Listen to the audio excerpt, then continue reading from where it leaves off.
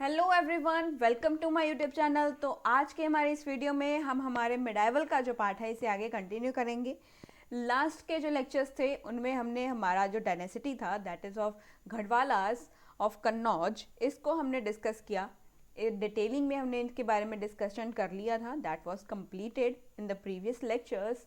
आज हम एक नए डायनेसिटी के साथ, एक नए किंगडम के साथ यहाँ पर अपने लेक्चर को स्टार्ट करेंगे। तो चलिए स्टार्ट करते हैं with the new lecture, with the new kingdom that is of kingdom of Kashmir and north waste. तो कश्मीर और नॉर्थ वेस्ट की अब हिस्से की बात करेंगे। अभी तक हमने जो है हमारे गढ़वालास को देखा, राजस्थान के एरिया में देखा, गुजरात में देखा था। अब हम हमारे नॉर्थ में आ चुके हैं, हमारे नॉर्थ वेस्ट का जो पार्ट है इसमें देखेंगे और हमारे कश्मीर के जो रीजन है इसमें देखने वाले हैं। तो चलिए स्टार्ट करते हैं with the kingdom of Kashmir and north waste की हिस्ट्री के साथ। नॉर्थ वेस्ट और कश्मीर की हिस्ट्री को अब देखेंगे। यहाँ पर अगर हम बेसिकली हिस्ट्री देखें हमारे कश्मीर और नॉर्थ वेस्ट इंडिया की, तो ज़्यादातर ये चीज़ें हमारे एक हिस्टोरिकल हमारा क्रॉनिकल है। हिस्टोरिकल हमारी एक हमारे पास एक बुक अवेलेबल है, एक हमारे पास ऐतिहासिक एक ग्रंथ कह सकते हैं, एक वृत्तांत कह सकते हैं हमारा। तो यहाँ पर हमारे पास एक क्रॉनिकल प्रेजेंट है, that is a legendary and a historical chronicle which tell us about the history of Kashmir and north west India, that is Raj Tarangini. तो राज तरंगिनी हमारे पास एक ऐसा हिस्टोरिकल एक बुक है हमारे पास which tell us about the history of Kashmir and north west India, कि यहाँ पर कौन कौन से किंगडम्स आए, कौन कौन सी डायनेसिटीज़ आई, कौन से राजा ने क्या काम किया, कौन कौन से राजा इंपॉर्टेंट रहे हैं, उनके वर्क क्या रहे, उनकी पॉलिसीज़ क्या रही हैं। That is all about written in this Raj Tarangini which means the river of kings. Raj Tarangini का मतलब होता है द रिवर ऑफ किंग्स। तो ये एक बुक है ऑफ राज तरंगिनी, तो जो हमें हमारे कश्मीर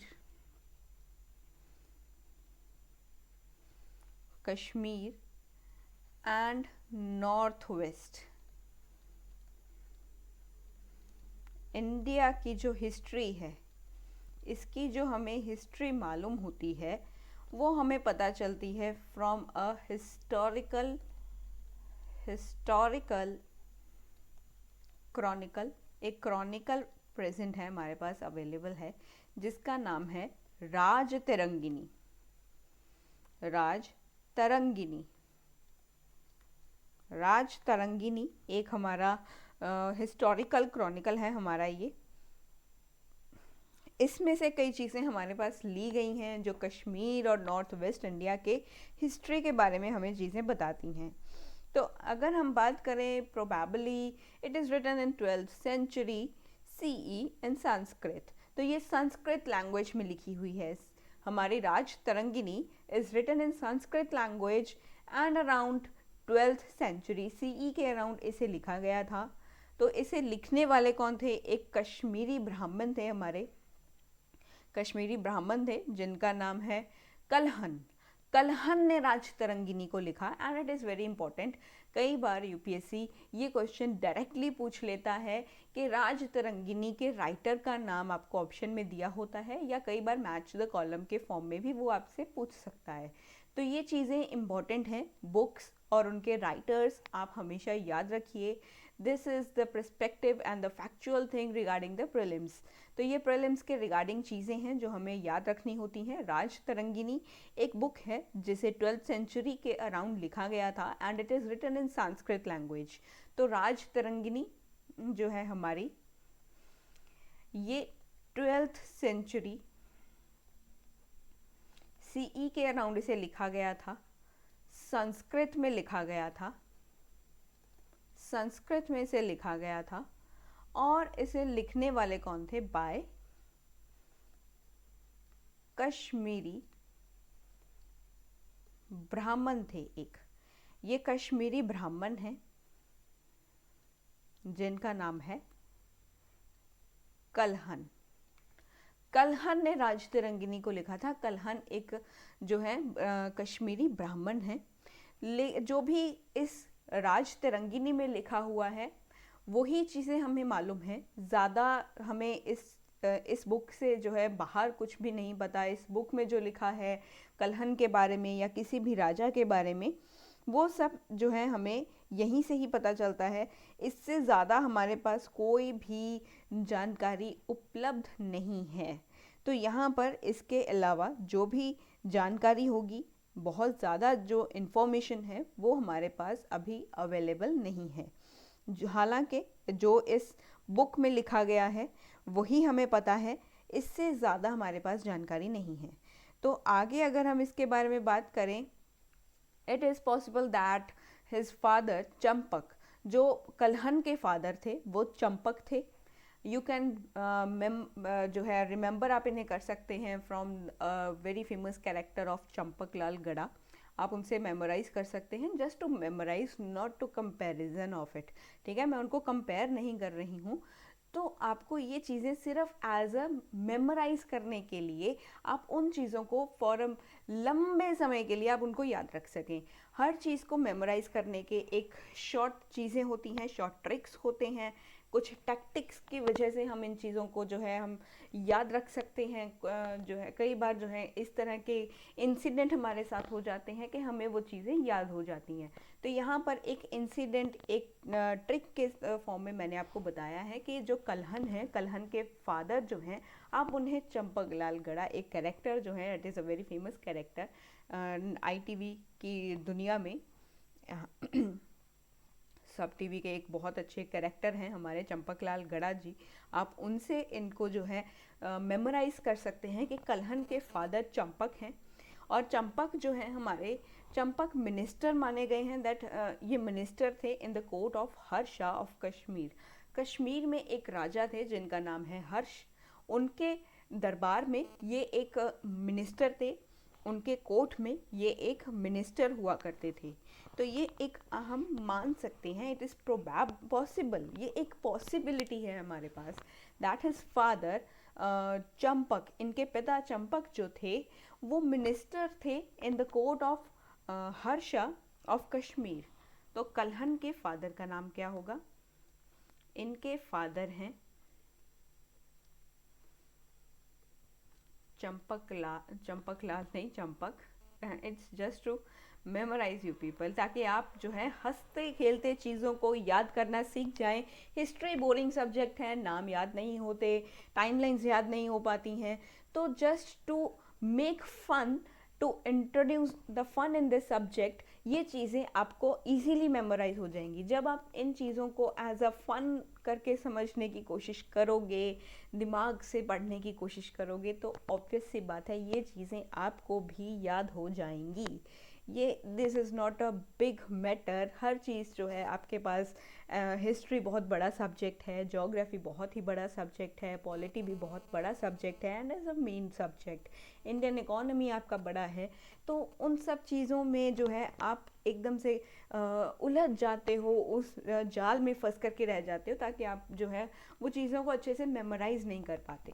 तो एक फ़न फैक्टर ऐड करके आप चीज़ों को इंटरेस्टिंग बना करके उन्हें मेमोराइज कर सकते हो। तो इसीलिए मैंने एक फ़न फैक्टर यहाँ पर ऐड करके आपको ये समझाने की कोशिश की है कि आप इसे चंपक लाल से जो है मेमोराइज कर सकते हो।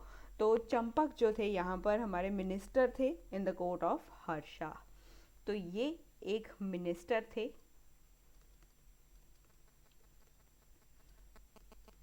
In the court of Harsh of Kashmir. जो कश्मीर के राजा थे जिनका नाम है हर्ष, ये उनके दरबार में एक मिनिस्टर थे, एक मंत्री थे।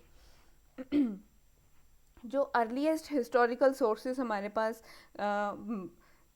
पास अवेलेबल पड़ी हैं, that consist of 7,826 versus.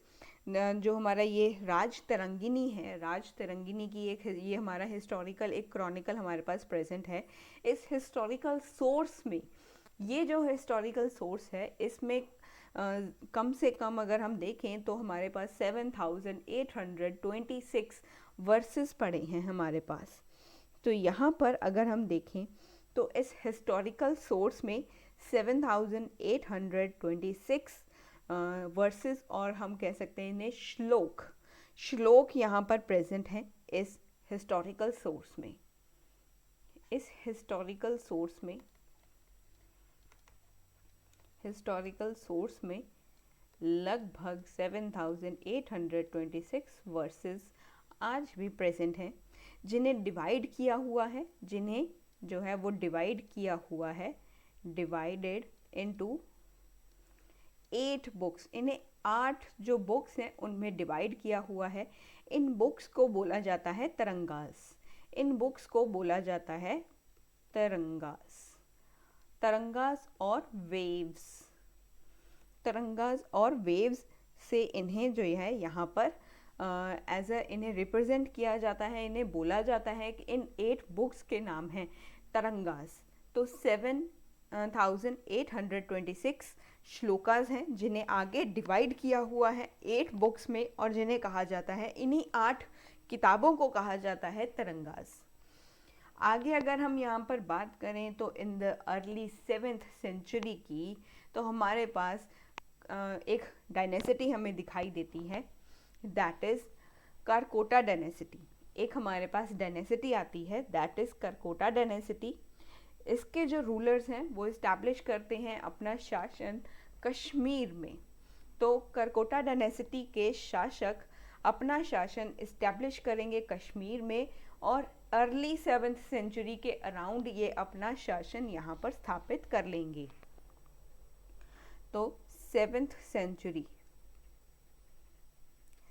Century के अर्ली फेज में ही जो हमारे करकोटा डायनेसिटी है, हमारी करकोटा डायनेसिटी जो है, ये अपने आप को जो है कश्मीर में अपना शासन, अपना रूल इस्टेब्लिश करती हुई दिखाई देगी।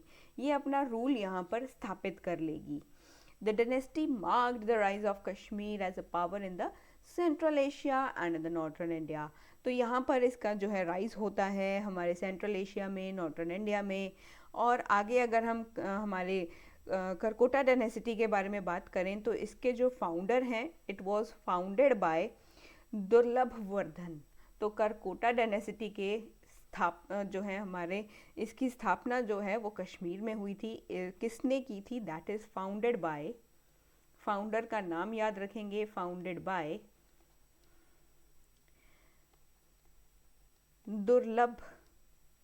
दुर्लभवर्धन। मेरे पास वहाँ पर स्पेस नहीं थी, तो आप यहाँ पर इसे रनिंग हैंड में ही लिखेंगे कंटिन्यूसली। ये पूरा एक ही नाम है, दुर्लभवर्धन एक नाम है, एक राजा का नाम है जिन्होंने इस डायनेसिटी को जो है वो स्थापित किया था कश्मीर में। ये जो है हमारे फाउंडर रहेंगे इस डायनेसिटी के। आगे अगर हम बात करें जो करकोटा एम्परर्स होंगे, ये प्राइमरली ये हिंदू हैं। करकोटा डायनेसिटी के जितने भी शासक आएंगे, एम्परर्स आएंगे, रूलर्स आएंगे, दे वर प्राइमरली हिंदू। तो ये हिंदू होने वाले हैं। जो हमारे एम्परर्स होंगे, एम्परर्स जो होंगे ये हिंदू होंगे, प्राइमरली ये हिंदू होंगे। तो इन्होंने जो है यहाँ पर स्पेक्टेक्युलर हिंदू टेम्पल्स भी यहाँ पर इन्होंने बिल्ड करवाएंगे। बहुत सारे हमें यहाँ पर टेम्पल्स देखने को मिलेंगे, जो कि इनकी कैपिटल परिहासपुर में हमें देखने को जो है मिलने वाले हैं। तो जो भी यहाँ पर बिल्डिंग्स बनेंगी, that is related to the Hindu temples. Buildings ये बनवाएंगे, इमारतें यहाँ पर बनवाई जाएंगी। बिल्डिंग्स जो होंगी हमारी वो हमें ज़्यादातर दिखाई देंगी, हिंदू टेम्पल्स हमें ज़्यादातर दिखाई देंगे इन देयर कैपिटल परिहर्सपुर। परिहर्सपुर इनका कैपिटल रहने वाला है करकोटा डायनेसिटी का। यहाँ पर ये लोग बहुत सारे हिंदू टेम्पल्स बनवाएंगे, बिल्डिंग्स बनवाएंगे। ये Hindu temple, basically Hindu temples बनवाए जाएंगे। लेकिन ये टेम्पल्स जो बनवाए जाएंगे वो इनकी कैपिटल जो है, इनकी कैपिटल है परिहासपुर। इनकी कैपिटल है। यहाँ पर ये हिंदू टेम्पल्स बनवाएंगे इन देयर कैपिटल परिहासपुर। तो यहाँ पर ये लोग ना केवल हिंदुज़म को जो है यहाँ पर पैट्रोनेज देंगे, they also patronised Buddhism, Buddhism को भी पैट्रोनेज दिया जाएगा, बुद्धिज़्म के लिए भी उतनी ही रिस्पेक्ट होगी जितनी कि ये हिंदू जो है हिंदू रिलीजन को दी जाती थी, हिंदुज़म को दी जा रही है, उतनी ही पैट्रोनेज ये बुद्धिज़्म को भी यहाँ पर देंगे। They will also patronise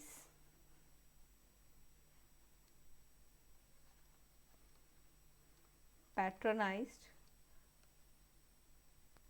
Buddhism as well, Buddhism को भी ये पैट्रोनाइज करने वाले हैं।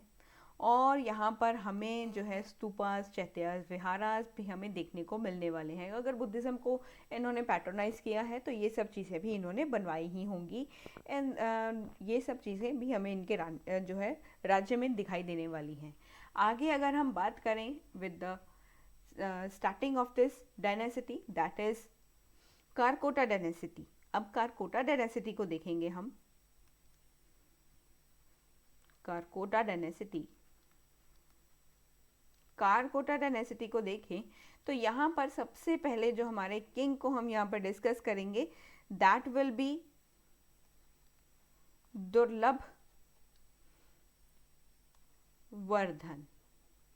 दुर्लभ वर्धन को यहाँ पर हम डिस्कस करने वाले हैं। दुर्लभ वर्धन के बारे में जो है डिस्कशन करेंगे।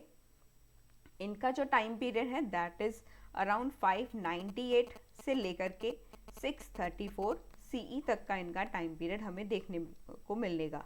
तो यहाँ पर अगर हम देखें ऑल्सो नोन एज प्रज्ञादित्य, तो इन्हें प्रज्ञादित्य भी बोला जाता है। ये फाउंडर तो है ही, that is we have discussed in the last slide. Last slide में हमने डिस्कस कर ही लिया था।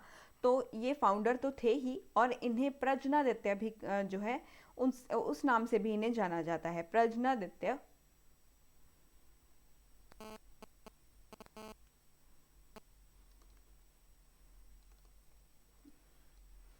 प्रज्ञादित्य से भी इन्हें जाना जाता है, इस नाम से भी इनको जाना जाता है। ड्यूरिंग हिज रूल, इनके जो है शासन काल के दौरान जो हमारे ह्यूनसेंग हैं, ह्यूनसेंग यहाँ पर विजिट करते हैं कश्मीर में। जो हमारे ह्यूनसेंग होने वाले हैं, ह्यूनसेंग हैं एक्चुअल में, ये हैं ह्यूनसेंग जो हैं, he visited Kashmir during his rule. तो इनके ही राइन के दौरान, इनके शासन काल के दौरान हमारे ह्यूनसेंग जो हैं वो कश्मीर में विजिट करते हैं, यहाँ पर आते हैं, घूमते हैं, इनको अच्छा लगता है। जैसे आप लोगों को कश्मीर में घूमना अच्छा लगता है, कश्मीर की वादियाँ देखनी अच्छी लगती हैं, वैसे ही हमारे ह्यूनसेंग को भी यहाँ की वादियाँ देखनी अच्छी लगती थी। वैसे Kashmir is a beautiful place to visit, it is heaven on earth. तो धरती के ऊपर कहीं हेवन किसी ने देखा है, then I will say that is the Kashmir. हमारा कश्मीर सच में बहुत ज़्यादा खूबसूरत है। नो डाउट हिमाचल और उत्तराखंड भी उतने ही खूबसूरत हैं, लेकिन कश्मीर में जो बर्फ़ है, जो सफ़ेद चादरों से ढकी हुई पहाड़ियाँ जो हैं हमें दिखाई देती हैं ना, वो बहुत अच्छा व्यू है। और वहाँ पर विज़िट के लिए जो टूरिज़्म जो है हमारा, वो कश्मीर बहुत ज़्यादा अट्रैक्ट करता है, and it is a very attractive place. अगर कभी किसी को मौका मिले तो ज़रूर जाकर देखिएगा, बहुत अच्छी जगह है। I have never seen such a place in my life. Kashmir बहुत अच्छा बना हुआ है, बहुत ही अच्छा। इसके बाद आगे चलेंगे, कश्मीर की तारीफ़ तो हो ही चुकी है। कश्मीर की तारीफ़ करने के साथ साथ आगे हम कारकोटा डायनेसिटी जो है हमारी, इसके नेक्स्ट रूलर को डिस्कस करेंगे। This is about the Karkota dynasty.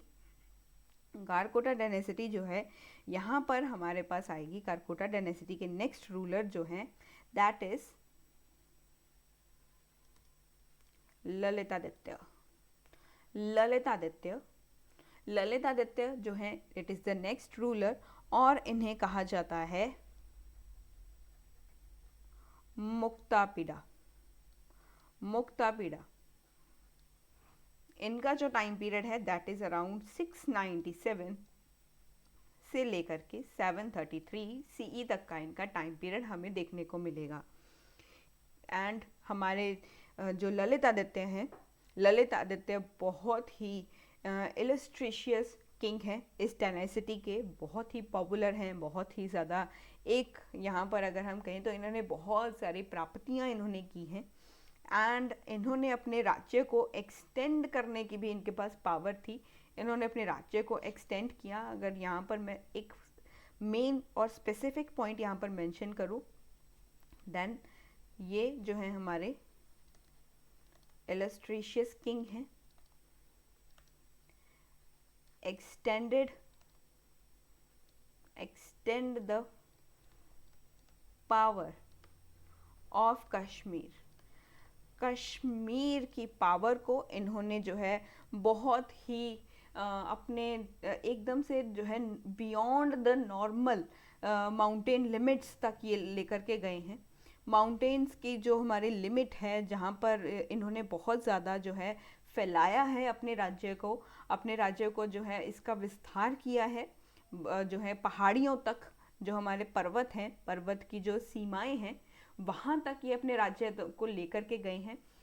यहाँ पर इनके टाइम पर जो हमारा डायनेसिटी है, ये जो एम्पायर है इनका, ये जो किंगडम है, that reach to the greater heights, ये बहुत ही ऊंचाइयों तक पहुंच जाता है। इनके पास पावर थी that he can extend the power of Kashmir beyond the normal mountain limits.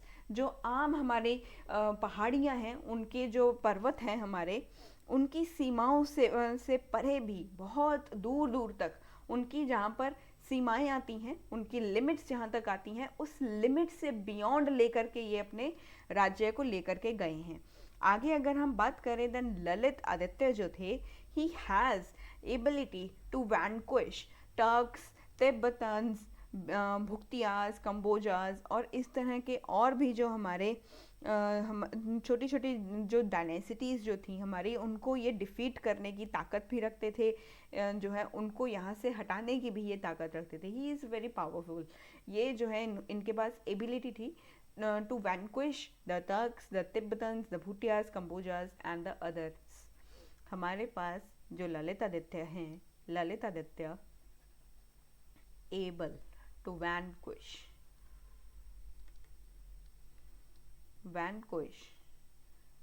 Turks, Tibetans, Bhutias and Kambodjas।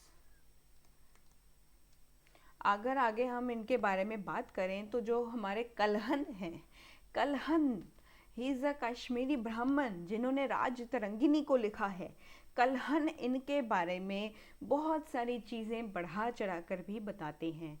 Kalhana जो हैं अगर हम देखें तो जैसे मेगास्थनीज थे हमारे, मेगास्थनीज ने बहुत सारी चीज़ें अपन जो है उस टाइम के ऊपर उन्होंने एग्जैजरेशन करके चीज़ों को जो है आपके सामने रखने की कोशिश की है।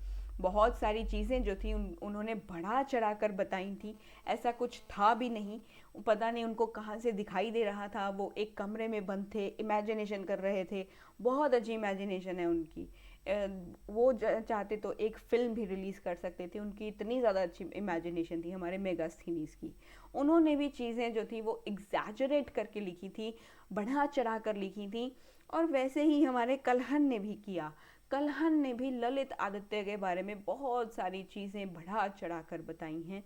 बहुत सारी चीज़ों के बारे में इन्होंने यहाँ पर बढ़ा चढ़ा कर लिखा है। इन्होंने जो भी विजय को प्राप्त किया है, जो कॉन्क्वेस्ट इन्होंने किए हैं, उनके बारे में कलहन बहुत ज़्यादा बढ़ा चढ़ा कर बातें करते हैं। This is not about to write here. तो यहाँ पर सिर्फ इतना एक समझाने के लिए है कि कलहन ने इनके बारे में जब लिखा तो बहुत ही बढ़ा चढ़ा कर लिखा है, बहुत ही बढ़ा चढ़ा कर लिखा है। अगर हम बात करें हिज मेन सक्सेस, जो हमारे ललित आदित्य का जो मेन सक्सेस था, जो इन्होंने जिसके खिलाफ जो सक्सेस इन्होंने हासिल किया था, that was against the Yashovarman of Kannauj.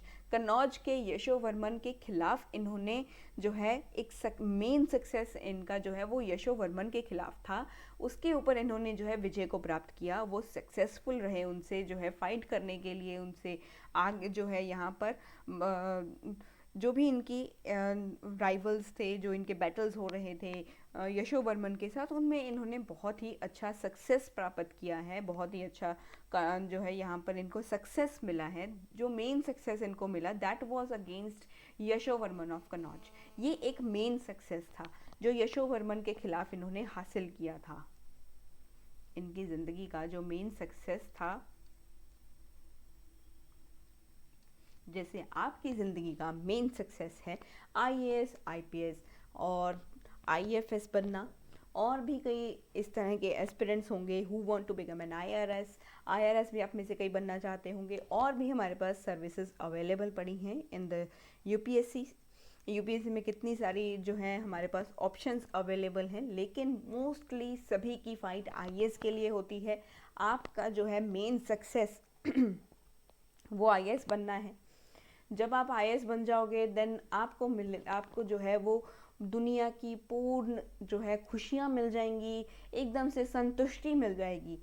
आप जो है एकदम से संतुष्ट हो जाओगे कि अभी जो है मुझे मोक्ष की प्राप्ति हो चुकी है, मुझे निर्वाणा प्राप्त हो चुका है। That is the nirvana which you will got after clearing UPSC CSC and you will became an IAS officer. आप आईएएस ऑफिसर बनने के बाद आपको निर्वाणा प्राप्त हो जाएगा। आपका निर्वाणा वही है, आपका जो है आपका मेन गोल वही है।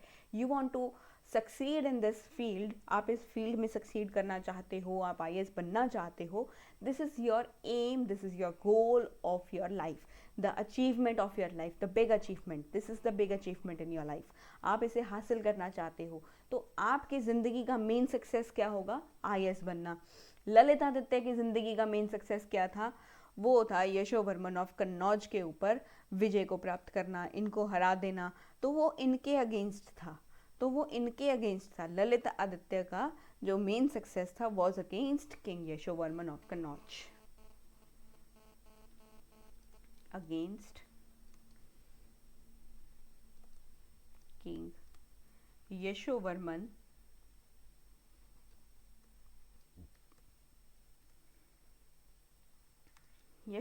ऑफ कन्नौज। तो आगे अगर हम इनके बारे में बात करें then Lalitaditya built the famous Martand sun temple. देखो सन टेम्पल्स बहुत सारे अभी आने वाले हैं, तो ये सन टेम्पल्स को आप एक एक करके नोट करते जाइएगा कि आपको वो जो है सन टेम्पल कहाँ पर दिखाई दिया, एक सन टेम्पल आपको कहाँ दिखाई दे रहा है। तो बहुत सारे सन टेम्पल्स हमारी हिस्ट्री में प्रेजेंट हैं।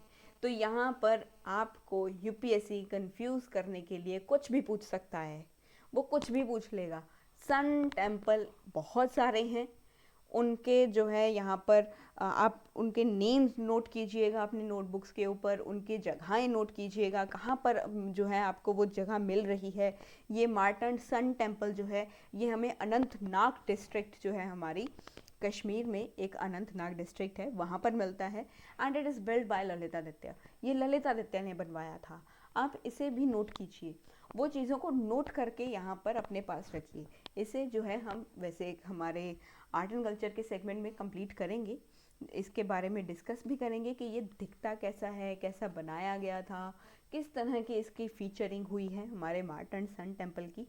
This is we all cover in our art and culture segment. ये आर्ट एंड कल्चर का सेगमेंट है। अभी के लिए इतना जान लीजिए कि ललितादित्य ने एक बड़ा ही फेमस जो है यहाँ पर बिल्डिंग बनवाया था, that is the famous Martand sun temple.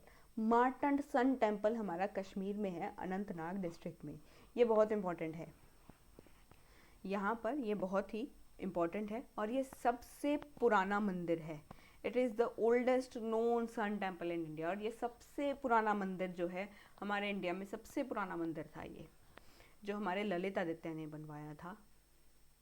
इन्होंने बिल्ड किया एक temple that is Martand sun temple. बहुत ही खूबसूरत टेम्पल है ये Martand sun temple. Sun temple इन्होंने बनवाया था, अनंतनाग डिस्ट्रिक्ट है जो हमारा कश्मीर में,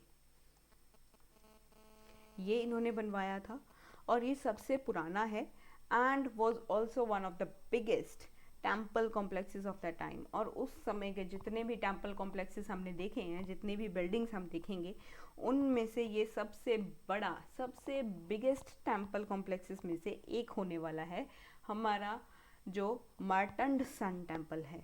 मार्तंड सन टेम्पल बहुत ही पुराना है और बहुत ही विशाल, बहुत ही बड़ा बना हुआ है। जितने भी अब तक हम यहाँ पर देखेंगे, जितने भी यहाँ पर कॉम्प्लेक्सेस बनेंगे उस समय पर, उन सभी में से ये बड़ा होगा और उन सभी में से ये जो है वो बहुत ही पुराना है। जितने भी सन टेम्पल्स हमें अभी तक मिले हैं, ये उनमें से सबसे पुराना टेम्पल है द मार्तंड सन टेम्पल। और ये बहुत ही इम्पॉर्टेंट है, इसे मार्क करके ज़रूर रखिएगा। और यहाँ पर हम हमारा जो हमारी ये डायनेसिटी है, कारकोटा डायनेसिटी, इसे अभी हम यहीं पर कंपाइल अप करते हैं। बाकी के जो हमारे राजा अभी बाकी हैं, अभी यहाँ पर ख़त्म नहीं हुआ है, अभी और भी है इसमें, वो हम नेक्स्ट लेक्चर में जो है ऐड ऑन करेंगे। तब तक के लिए आज के लेक्चर को यहीं पर ख़त्म करते हैं, वाइंड अप करते हैं। मिलते हैं नेक्स्ट लेक्चर में, तब तक के लिए बने रहिए मेरे साथ मेडाइवल हिस्ट्री की सीरीज़ में। Thank you so much for the love and support which you show towards my channel. Thank you so much for watching my videos. और मेरे टेलीग्राम चैनल को भी आप ज्वाइन कर लीजिएगा ताकि इस लेक्चर के PDF फॉर्म के नोट्स आपको मिलते रहें। और अगर कोई भी अपडेशन होगा वो मैं आपको टेलीग्राम चैनल के थ्रू अपडेट्स देती रहूँगी। Thank you so much and keep studying, keep motivated. Thank you so much once again.